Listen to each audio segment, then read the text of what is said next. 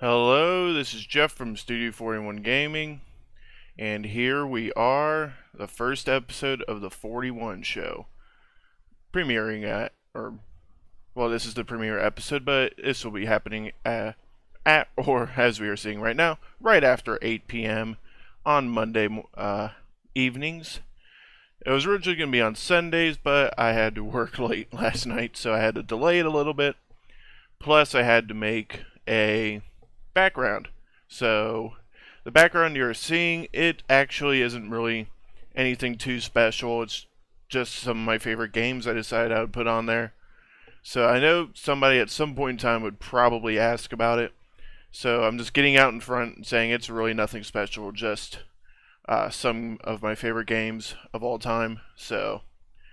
But moving on to what this podcast live stream is going to be all about. Tonight we're doing a live review of Breath of the Wild, a game I've been wanting to talk about, but quite honestly in my normal reviews I'm shooting for like 5 or 6 minutes. Nobody can talk about this game in 5 or 6 minutes. You would be skipping out on so much, it wouldn't even be funny. So I've been thinking about starting a podcast for a while, so here we are. We're doing a podcast and we're doing a live review of Breath of the Wild. So let's get right into it. This is going to be spoilerific, as I am calling it. It's going to have loads of spoilers. I am not holding back. Again, like my normal reviews, I usually try to not spoil things. We're not holding anything back. We're getting deep into this game. So let's see Legend of Zelda Breath of the Wild, what we are working with here. So the first big thing with Breath of the Wild is open world. It is the biggest thing that I think everybody knows about this game, whether you've played it or not. The game is truly down to the very definition of the word, 2 words, open world. You can literally go anywhere as long as you have the stamina to do it. You can do basically anything. You can go anywhere. The amount of stuff that you can do in Breath of the Wild is downright obscene. So, as long, again, as you have the stamina, you can climb any cliff, climb any tree. That's the definition. I'm not holding anything back by saying that. This isn't Destiny, where you can, if you see it, you can go anywhere. And then let me step off this 2-foot cliff, and instantly I am dead because I somehow exited your mission area. So this isn't Skyrim, where if you go up and try and climb something, you have to just spam the jump button. No, there's actual climbing in this game, which it blows my mind it took someone this long to be able to put a real climbing mechanic into a video game. This has been something I've been wishing for as long as the open world genre has existed. Someone, please, for the love of God, put in a climbing mechanic, and Nintendo finally did it. So you can climb anything in Breath of the Wild. If you see it, you truly can go to it and explore it. But the main attraction of Breath of the Wild's open world is without a doubt the shrines. Most shrines are puzzles that you have to solve in some way, shape, or form. Move this ball onto this switch, do some minor platforming over and hit this switch, or burn this bunch of vines that are blocking a door, stuff like that. It's puzzles in Breath of the Wild. It's a Legend of Zelda game, so puzzles are pretty much to be expected. So, you do have some combat shrines. Combat shrines being, they range in difficulty from a minor test of combat to I think it's a medium test, and then you have your really difficult test that it's basically one of those 3 areas. So some of those usually are complete cakewalks. The really tough ones are kind of annoying, but for the most part, the combat shrines are pretty easy. Then every once in a while you have the blessing that you just sometimes you get them by completing a side quest. If it's a really difficult shrine quest, I know I got a blessing where you just walk in and you get a spirit orb, and these orbs that you get from doing shrines are really, really important because by turning in 4 of them to a goddess of Hylia statue, you can get a heart container, which will increase your maximum life. And you also have probably one of the few bad things in this game, the motion control shrines. These suck. You'll be doing a puzzle, and then you'll get to this section, and it looks like a gyroscope, basically, statue. And you walk up to it, and now you have to control a ball through, like, a labyrinth or maze kind of thing. Oh, if you are playing the Nintendo Switch in handheld mode, and you walk into one of these, just exit the shrine right now. You are not going to be able to do it. This is easily one of the most infuriating things with Breath of the Wild, and there are not many. This might actually be the only thing that's really, really infuriating. Because I've walked into these things a few times while playing in handheld mode, and the game will want you to spin this maze around, flip it upside down, depending on how responsive the Switch's gyroscope is feeling at that very point in time. And you won't be able to see the screen. You will not be able to see the screen if you're playing in handheld mode. So, congratulations, you're completely screwed, and you will not be able to complete this maze. If you have the Switch Pro controller, which I would definitely recommend you have, because that thing is freaking amazing, these things are not that difficult. Yeah, you'll have to spin your remote around 10 different ways, but they're not a huge deal if you're using the Joy-Con grip or the Switch Pro controller. If you have either of those and are using those at that point in time, you are fine. The next big thing that you can really do in the Breath of the Wild open world is enemy camps. These can be cleared out, and you'll get a chest that'll light up that you can usually get a pretty good item out of. Sometimes you'll get like bomb arrows, which are freaking awesome, but usually you'll get like some sword or an axe. Nothing too special, but every once in a while I think you'll get like a ruby or a gem of some kind that can sell for a high amount. Next, I think the most infamous thing in Breath of the Wild is the Korok seeds. 900 Korok seeds are in this game. And if you collect a bunch of them, you can turn them in to the correct NPC, and you can increase your inventory size.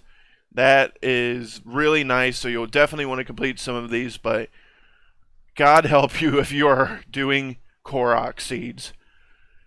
Those things, they're easy as hell to get. You'll get them just from doing random stuff, like you'll see these rocks in a circle, and one will be missing, and then you'll see one nearby, pick it up, drop it in the circle, boom, Korok seed. So you'll get them just from doing random crap, like bombing a random wall that you can do in this game. If you see a cracked wall, you can place a bomb in front of it, and you'll blow it up and get a Korok seed sometimes. That it's like getting socks for Christmas late in the game when you've got a decent sized inventory, unless you're going to try and max out the inventory. In that case, God help you, but if you don't care about them and if you've already got a decent inventory, that is literally getting socks for Christmas. It is the most anticlimactic thing ever. Oh, I just spent all this time getting to this wall. I bet there's something fantastic inside of it. Bomb arrows, an awesome gem, ancient core that sells for a ridiculous amount of rupees. And it's a Korok seed. So, it's a real blue balls moment. Another thing you can do in Breath of the Wild's open world is hunting, and that is really, really important when it comes to cooking. Granted, sometimes you don't even have to try. You'll just get like some wolves after you, and you just smack them once with your sword and they go down. But cooking in Breath of the Wild is a big thing, so hunting can really, really help you out if you need to cook some food up before a big boss battle. Guardians are also something you can go out of your way for if you are feeling bored or really risky. You can go after a guardian, which is a big old robot from Ganon's days where he was in charge. So, well, actually doing something. So they're basically leftover of the war that we're going to get into a bit later. But if you feel up to it, you can go after these things, drop them, and they will drop some great materials for you. Ancient screws, ancient cores. They will drop some really cool, really good materials that you can sell or turn into one of the researchers. His name is escaping me at this very second. You can turn them into her, and she will, I think she'll upgrade your Sheikah slate. The next big player is towers. The towers in Breath of the Wild are really, really important. They will reveal the map so you can actually see where the hell you're going. And some are really frustrating to get up to and climb, because they'll have like a big block of ice in front of them. This goes for shrines also. Some of those are a real pain in the dick to get to. But towers can be really, really annoying. The Central Hyrule Tower, the one not too far away from Hyrule Castle, is the very definition of this, because there's about 8 guardians surrounding it. So if you can climb that thing without eating freaking 2 or 3 guardian lasers at once, you are an official god, because that freaking drove me up a wall. Another thing you might stumble across in Breath of the Wild's open world, and this can be quite terrifying sometimes, are the optional bosses that sometimes are they're placed just randomly throughout each area, and some of them you can actually cheese. I've heard the giants that are laying on their back, you can actually, if you're sneaky, you can like climb up on their face and like just unload on them to get some free hits. But some of them I know are a real challenge, and they hit like freight trains. So if you see these things while walking through, like right at the start of the game, get the hell out of Dodge, because you're not defeating them. Some other things that I forgot about when I was playing, and I was wandered onto one. I was like, what the hell is this? Are the rare mounts. There are some mounts that you can like, I know for the one, I just like ran into him. I'm like, what the hell are you? But you have to like do some random. He's like, I don't know if you have to try and just randomly mount it, or just finish some side quest or of some kind, but you can get these rare mounts that just spawn like once every blue moon while the while the sun is full, the moon is blue instead of red. Link is standing at their very specific spot, but they spawn one. It's incredibly rare, and you probably, the one I saw, like the sky was all lit up around this mountain, so I was like, what the hell is this? So I went and checked it out. So if you see that, and this is your kind of thing, not really mine, because I actually barely used a horse the entire game, that's your thing, freaking go for it. But they're very hard to get, and they are temporary. They do not last forever.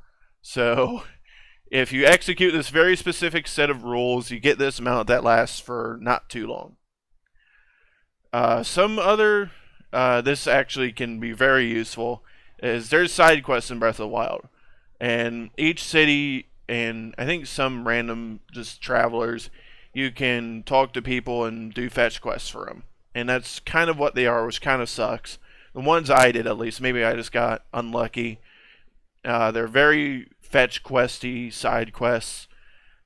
And if you do them all, the leader of the city will give you a unique item.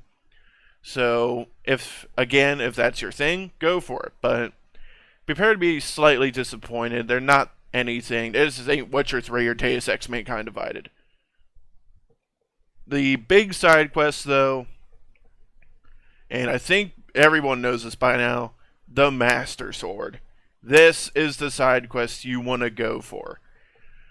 Because, well, it's the freaking Master Sword. But you have to have 13 total hearts to do it. 10 on top of the initial 3 that you start out with. So at the very least, you have to do 40 shrines to get the Master Sword.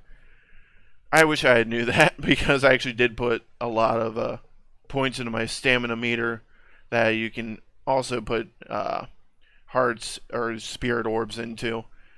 You can exchange them, though. Some merchants, I can't remember where the hell he is. You can talk to him, and he can exchange your stamina containers for heart containers. Don't ask how the hell that happens in this game's lore, but it is something you can do. So, but getting the Master Sword is without a doubt you gotta do it. I know if you're doing maybe a challenge run without it, then you don't have to do it, but if you're playing through this game, get the Master Sword. It is amazing. The only thing, though, is that if you use it on anything that isn't as is put in the game, quote unquote, deemed necessary for advancement, it'll quote unquote run out of energy. So you can't use it for 10 real life minutes, which kind of sucks. And it also runs out on Guardians, which I thought the game didn't do that, because I thought when the sword was lit up it didn't lose energy. So I don't know if maybe that was a bug and I was just unlucky, or if the game actually does deem Guardians not necessary, because as I understood it, the sword, when it lights up, it does double damage and it does not lose energy. But maybe not. Maybe I just misread something, or maybe it was a bug. I don't know. But the big main attraction for plot advancement in this game is without a doubt the Divine Beasts. And they are big animal boss robot things that the Hylians and the other 4 races were going to use to defeat Ganon. And they got corrupted by Ganon and are under his control. And I highly recommend you go and clear them out. They're big ass puzzles, basically. And more on those in a couple seconds. But overall, the open world of Breath of the Wild is goddamn amazing. Easily the best open world. It's right up there with Witcher 3 Wild Hunt. Witcher 3 Wild Hunt just had so much to see and do. And Breath of the Wild, while doesn't have as much, I don't think it's as big as Witcher 3. There's no loading screens in Breath of the Wild. Witcher 3, each big ass area was broken up into a loading screen. But Breath of the Wild, there are no loading screens after the first initial load to get you into the game. That's it. Even going to, if you fast travel, there's a loading screen, obviously, but outside of that, there's nothing. Unless you're coming back from a Divine Beast. If you're going to or from a Divine Beast, there is a load screen.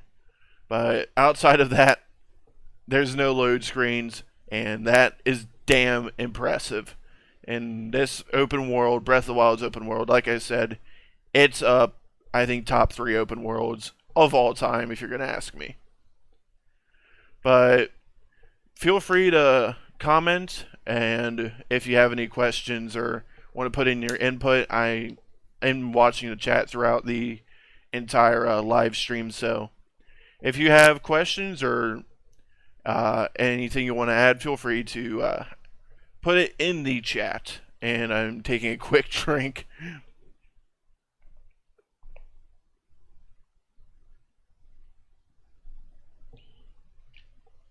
And we are back. So, finally, moving on to the Divine Beasts. And there are 4 divine beasts in Breath of the Wild. One for each non-Hylian race. I guess they figured, well, we have Link and Zelda, so we're good. So the other 4 races, well, you may want this giant robot to help things out a little bit. So the divine beasts are Va Redania, and I'm going to butcher these names. I don't know Hylian, so excuse me. Va Rudania, whatever the hell you pronounce it, for the Gorons. Va Ruta for the Zoras. Va Medo for the Rito. And Va Naboris for the Gerudo. So each divine beast, like I said before, is a puzzle. They can be completed. They are optional. You do not have to complete these for completing the game. In theory, you can walk your sorry ass out of the Shrine of Resurrection and go straight up to the Hyrule Castle. If you feel so inclined, you can do that in this game. Breath of the Wild will probably sit there and laugh at you, but you can do that. Breath of the Wild, in theory, could probably be beaten in all of about 10 minutes.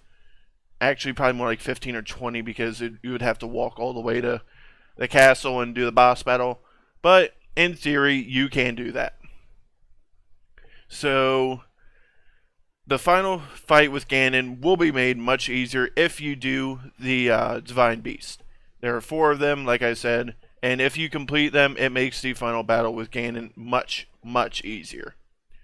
And each Divine Beast has some gimmick in its puzzle that you have to take advantage of to solve. This usually involves tilting the Divine Beast in some way, or spinning some part of it so that you can access different areas. Because in each Divine Beast there's, I believe, 10 terminals that you have to access and take control of. And you also have the command terminal that you have to activate at the end after activating all of the others. And like I said, they are technically optional, but they are definitely worth completing. Because each Divine Beast, this is the best part right here.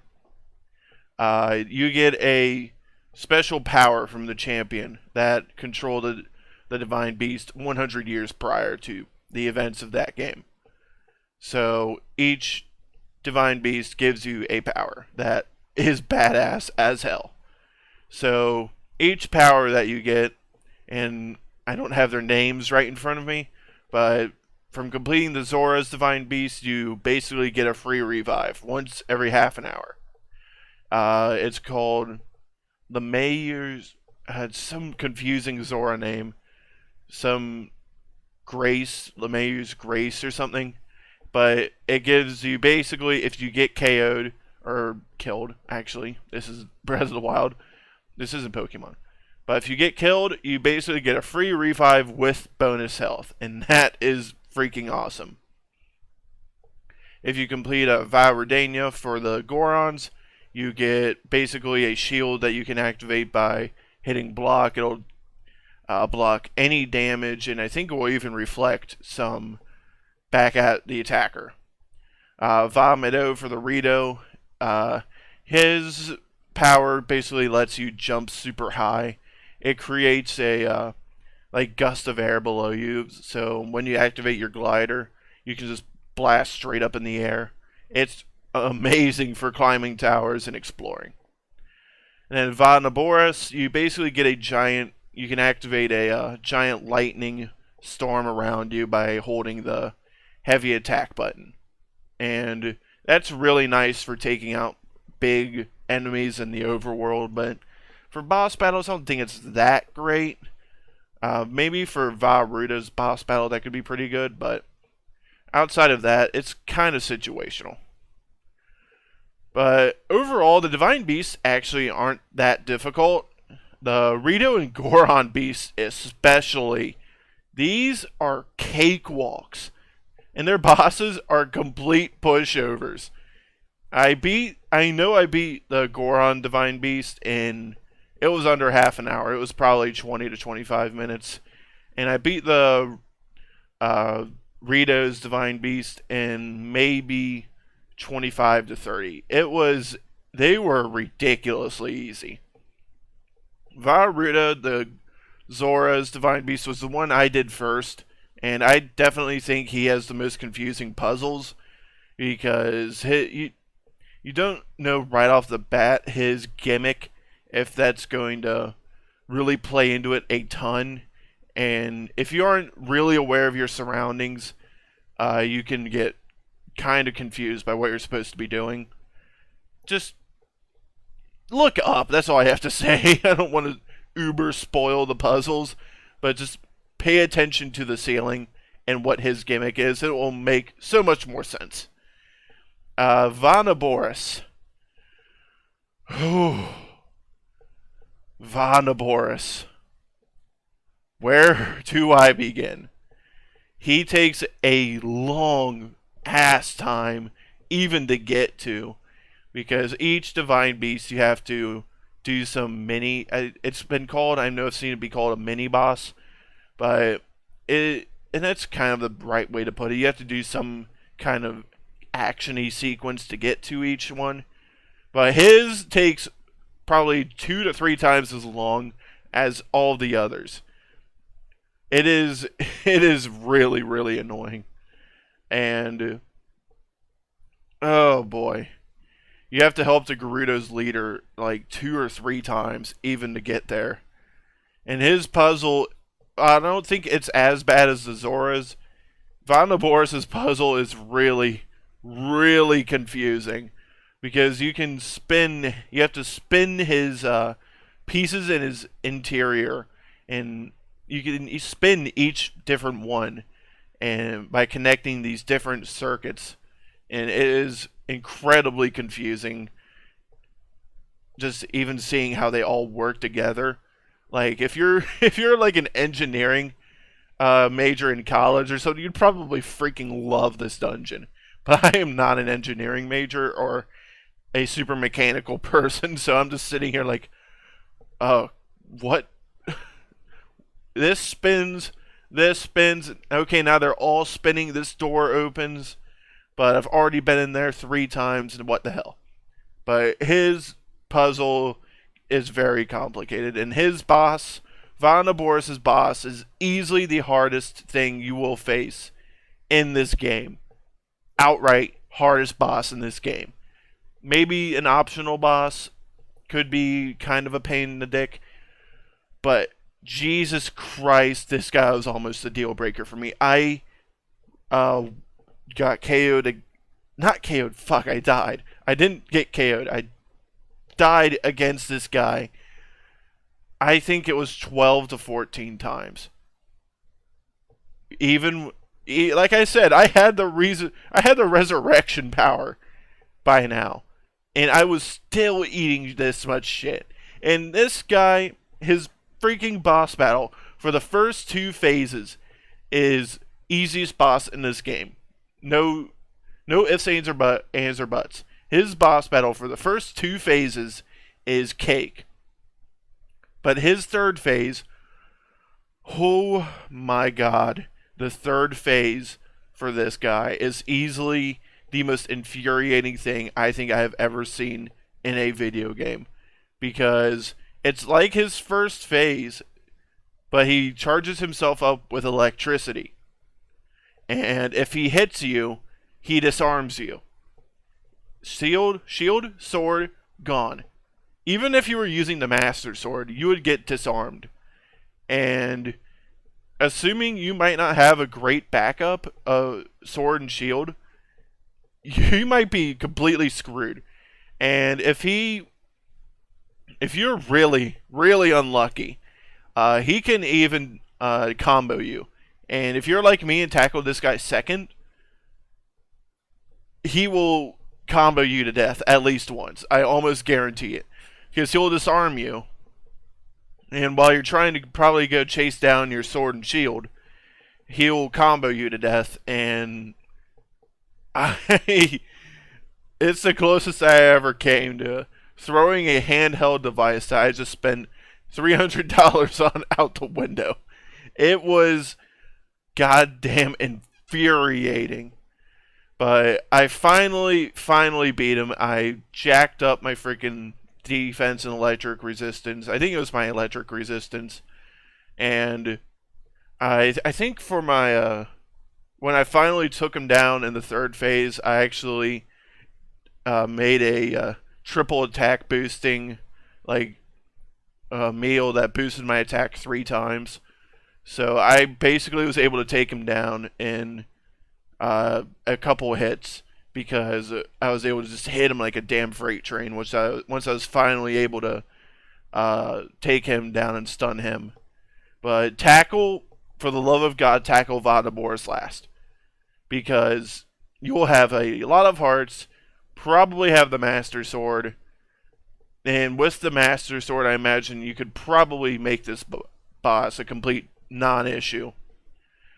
Easiest boss in the game. Oh, it's without a doubt Redania's boss.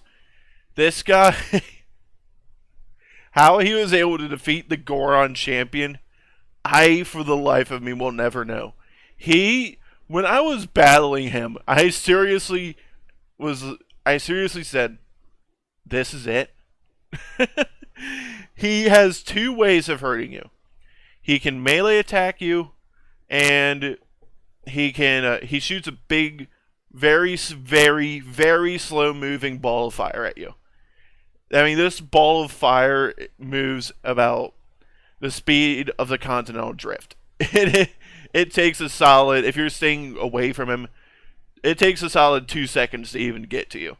And you're just sitting there, it's like, okay, let me take 1 step to the left. Oh, I'm good.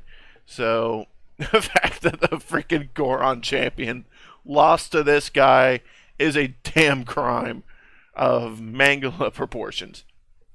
So definitely take on freaking Vanabor's last, because even talking about it now, it's like, Jesus Christ, this guy's almost a deal breaker. Just don't take him on first. Don't take him on second. I don't even take him on third. Depending on how quick you get the Master Sword, okay, maybe take him on third. But still, he is a complete pain in the dick. So, again, if anybody has questions or wants to add on, again, I am watching the chat at all times with this podcast live stream. So, if you want to add on, Snyder remarks, interject, feel free to go on ahead.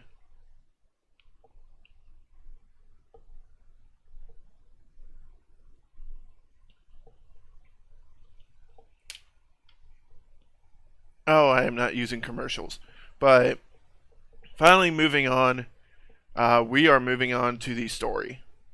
And I know for a lot of open world games, the story can sometimes take a little bit of a backseat. But in Breath of the Wild, I never really felt that way really at all. The story, while again, it takes a slight backseat, but the atmosphere of the game, I think, it constantly reminds you of what is happening in the world. The big thing being, like, you'll see ruins while you're out exploring. You'll see burnt out guardians, like, stuck in mountainsides. You may walk into a guardian that it wants to wreck your shit up. And, again, you're constantly reminded that this is actually a post-apocalyptic Breath of the Wild. While it seems it might seem a little bit over the top, if you want to put it like that. I think it is essentially what it is. The world of Hyrule essentially is over. There's nobody left in charge. Ganon's already won. But the previously mentioned champions, I keep mentioning these champions. People are probably wondering, what the hell are you talking about? But these champions were alive 100 years before the events of Breath of the Wild. And they were going to, basically, it was the Hylian's grand plan of stopping Ganon once and for all. And that was to use these 4 divine beasts along with their army of guardians to basically overpower Ganon. And the champions, each champion was in charge of a divine beast, and they were going to again use them. And these champions actually do include Link. They mention that in the game that he is a champion. So, but he was also Zelda's personal bodyguard, and we'll get to that more in a couple seconds as well. Ganon, though, well, being Ganondorf, he's not an idiot. He found a way to corrupt the divine beasts and the guardians, and essentially turn them against the Hylians and Goron, Zora, Rito, and Gerudo, and basically wrecked their shit. There's no other way to put it. He basically routed them and defeated all the champions. Link was mortally wounded, but Zelda, I think it was Zelda. I never actually saw if it specifically was Zelda who did it, but she is able to put him in the Shrine of Resurrection, which eventually saves him, and he's resurrected 100 years later, where the events of Breath of the Wild take place. But Zelda, also knowing that she is the only one who can, well, temporarily stop Ganon, essentially sacrifices herself and goes to Hyrule Castle and is the one holding Ganon inside the castle. Because if she didn't do that, well, Ganon would have spread out throughout the entire world and basically wrecked everyone. So Zelda is literally the only one who is, she's standing in between life and death. Ganon, if she wasn't doing what she was doing, Ganon would have destroyed the world. Which brings me as to why. I know I'm trying not to get political here, but I think it was Anita Sarkeesian, which I know is fucking Anita Sarkeesian. She basically writes her own punchlines to be used against her. Actually said that she was like, "Why is Zelda the damsel in distress? She's the only one stopping Ganon, bitch. You don't know what the fuck you're talking about." But Link, then he wakes up 100 years later and is the only one who can save Zelda and destroy Ganon. Because he's a champion, and I think only the champions can access the Divine Beast. And if you do all of that, you will defeat Ganon in a surprisingly easy boss battle, especially if you have the Divine Beast and the Master Sword. You basically face roll Ganon. And like I said, his boss battle is actually pretty freaking easy. Especially his second phase. Like, it seems, at first, it seems kind of difficult, but after about 5 seconds, you'll realize, what? This is it? So, you have 2 this is it moments, well, kind of 3 if you include the Rito boss battle. It's like, you're just like, what? Okay. This is it. That was easy. So, but Ganon definitely, while an imposing threat, is not difficult. But a very notable thing for Breath of the Wild is, for the first time in franchise history, we are rocking voice acting. And that can be cool and also pretty freaking terrifying at the same time. For the most part, though, it's actually not bad. Like, surprisingly, it's not. The one person, though, who I know has gotten some flack is Zelda herself. And she has a really weird accent. And I honestly am not sure if I find it sexy or ugly.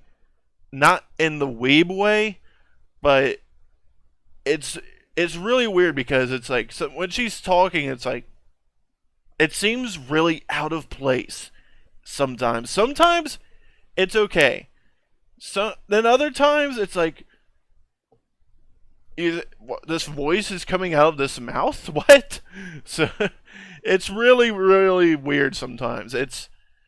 She's the only questionable spot in terms of voice acting, but it's very, very confusing. It leaves me very confused at times. Link is still a mute, and I know that's something, again, people have given the game some flack for, is Link is a mute, but I'll be perfectly honest, Link should always stay a mute.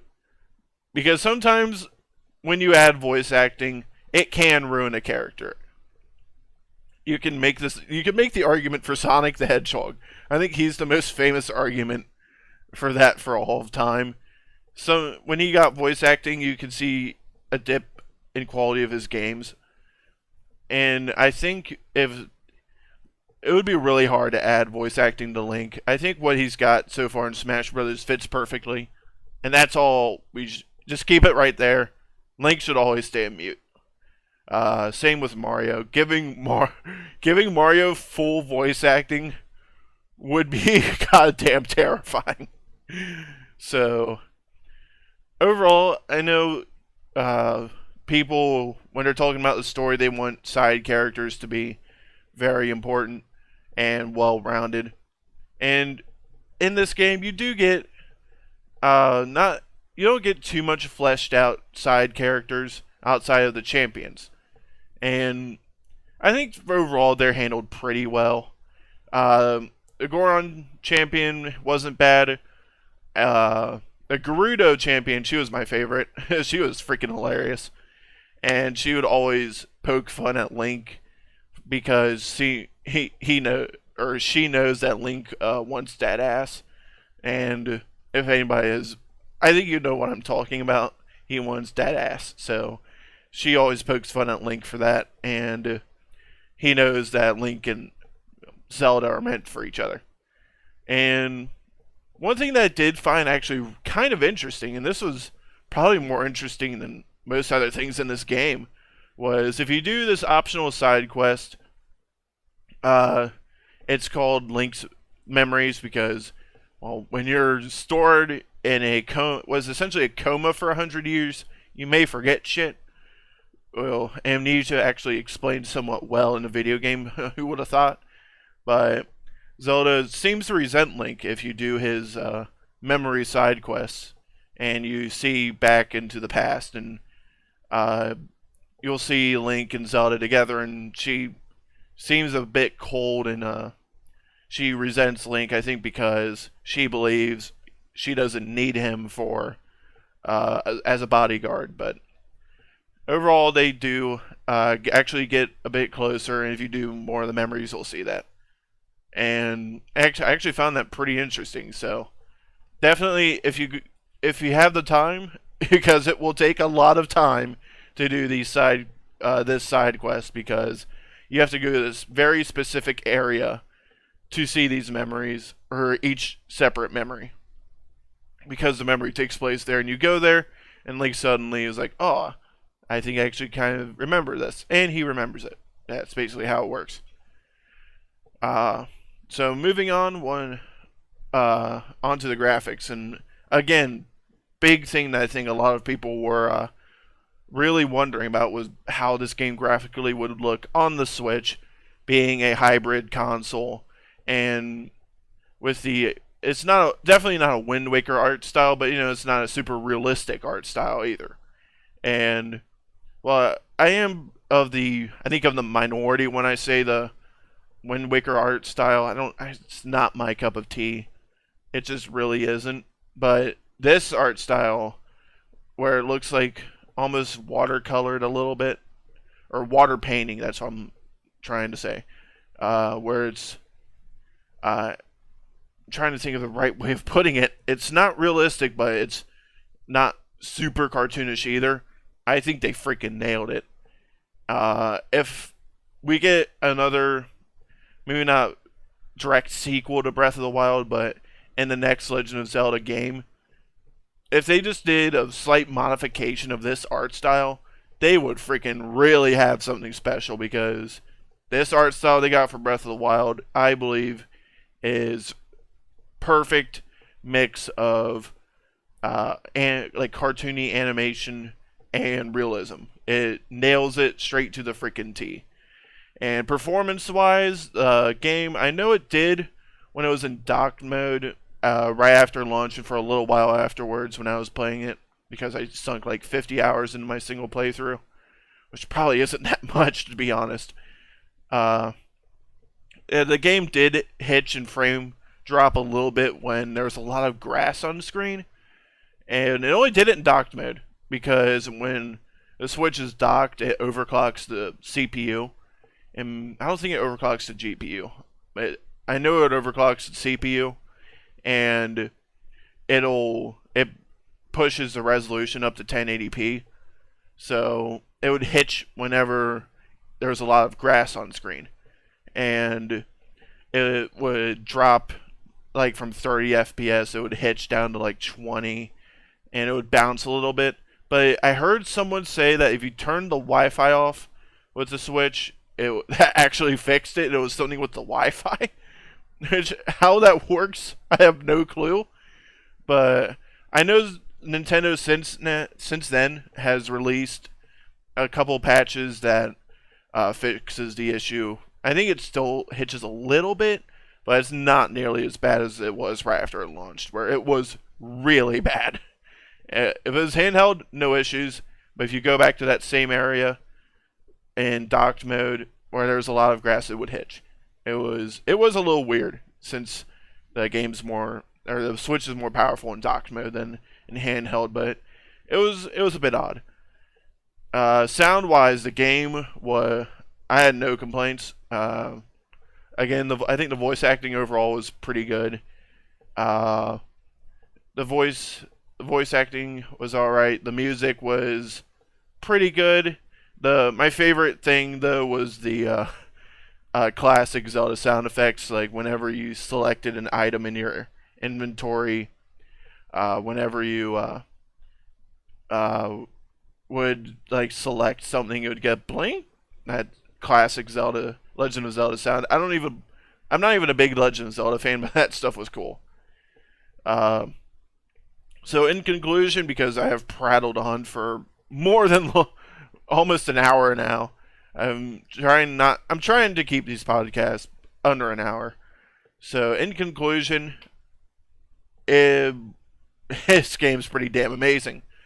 There's no other way to put it. I freaking love it. And like I said, I'm not a big Legend of Zelda fan.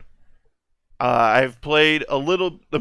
I think the most I've played of Legend of Zelda before this game was Link to the Past, and it was only for like 4 or 5 hours. That's it. I'm not a Legend of Zelda fan.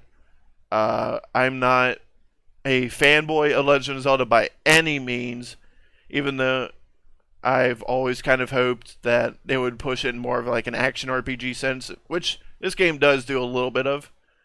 I've always thought they should go not Elder Scrolls route, but starting to get there in terms of action RPG work. Well, Elder Scrolls or Skyrim is more of a freaking hack and slash than anything, but push it more of an RPG sense. And Breath of the Wild, Nintendo did that really, really well. It's not quite there yet, but it's pretty damn close. And Legend of Zelda Breath of the Wild, you don't need to be a Legend of Zelda fan to enjoy this one. If you like Skyrim, you will goddamn worship Breath of the Wild. Because, in my personal opinion, Breath of the Wild kicks Skyrim's shit in. By saying this game is Skyrim inspired, Breath of the Wild is what Skyrim wishes it was. This game is goddamn amazing. And I've almost gone on a freaking hour.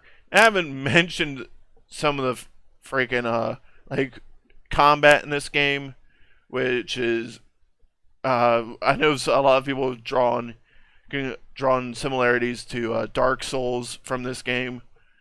I'm not seeing the Dark Souls difficulty. This game can test you, but it's not Dark Souls, and it mainly tests you because of its kind of controversial weapon durability, which I honestly, again, don't think is a huge deal. I don't think the weapon durability is that annoying. Just carry some weapons with you. I mean, yeah, we don't know where Link's keeping them, but if you keep weapons with you, just stay up with them. You're not going to have any problems with that. So I don't think that's a huge deal. I think Nintendo, they knocked it out of the park. Breath of the Wild is the definition of a must-play system seller. Yeah, you can play it on the Wii U, but I personally think you're ripping yourself off big time. Playing this in handheld mode, playing it wherever you go, outside of the motion shrines, I think that easily makes the Switch version better. And that's with the amazing load times as well. So, yeah, Breath of the Wild, sometimes it's really, really rare, but sometimes the hype is there for a reason. And Breath of the Wild, the hype is here for a million freaking reasons. Not just one freaking reason. It's here for a million reasons. If you haven't played it yet, you gotta play it. It's worth the investment in a Switch. It's a must play. That's all there is to it. So, in conclusion, this is the end of the first Studio 41 show. Again, this is the first episode, so I'm still gonna probably take some time to get used to this format of talking for very long periods of time. And the next episode, next Monday, actually has been something that I think, I know a lot of people actually have requested me to do. And, and given my history with the topic, we're going to do something, I've never done before, and that is rip a game a new asshole. Next week is why Diablo 3 sucks. So this has been something I know some people have requested of me, because I've said before, Diablo 3 isn't a very good game, and I've actually had requests of people saying, "Dude, you gotta do a video on it. Do an entire video on it."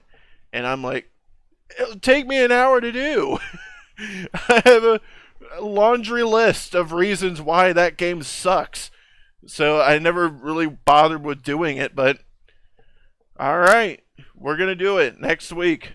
The reasons why Diablo 3 sucks. And it's going to be a long freaking video. We're going to be here a while for this one. So thanks for watching the 41 show. If you liked it, like it. If you think I have some places I can improve, I'm sure I do. Feel free to leave them in the comments. If you have questions, again, still leave them in the comments. But thanks for watching.